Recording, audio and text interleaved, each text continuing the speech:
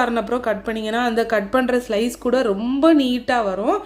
இது நான் கட் பண்ணும்போதே அந்த கத்திலே ஒட்டிட்டு வந்துச்சு பாதி. ஏன்னா அது வந்துட்டு நல்லா சூடு ஆறலை, அதனால தான். சூடு ஆறிச்சோ ஆறலையோ, ஆனால் அந்த பனானா கேக் பார்த்தீங்கன்னா டெக்ஸ்சர் எல்லாமே ரொம்ப சூப்பராக இருக்கும். இன்னொன்று என்னென்னா, நம்ம பேக்கரியில் வாங்குகிற கேக் வந்துட்டு ஒரு ஈரப்பதம் இருந்த மாதிரியே இருக்கும்.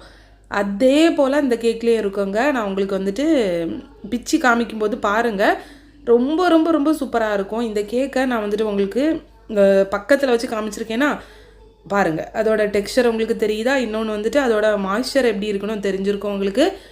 கண்டிப்பாக நீங்கள் இந்த ரெசிப்பியை தாராளமாக ட்ரை பண்ணி பார்க்கலாம், ஃபெயிலியரே ஆகாது. ஏதாச்சும் டவுட்ஸ் இருந்துச்சுன்னா கமெண்ட்ஸில் கேளுங்க. இப்போ வந்துட்டு ஒரு சிலர் சொல்லுவீங்க, ஆமாம் கேளுன்னு சொல்லிட்டு கமெண்ட் போட்டால் ரிப்ளையும் பண்ண மாட்டா அப்படிம்பீங்க. ரொம்ப ஒர்க் இருக்கனால தான் எனக்கு ரிப்ளை பண்ண முடியலை. நான் வந்துட்டு முடிஞ்ச வரைக்கும் உங்களோட கமெண்ட்ஸ்க்கு கண்டிப்பாக ரிப்ளை பண்ணுறதுக்கு பார்க்குறேன். இந்த வீடியோ உங்களுக்கு யூஸ்ஃபுல்லாக இருந்துச்சுன்னா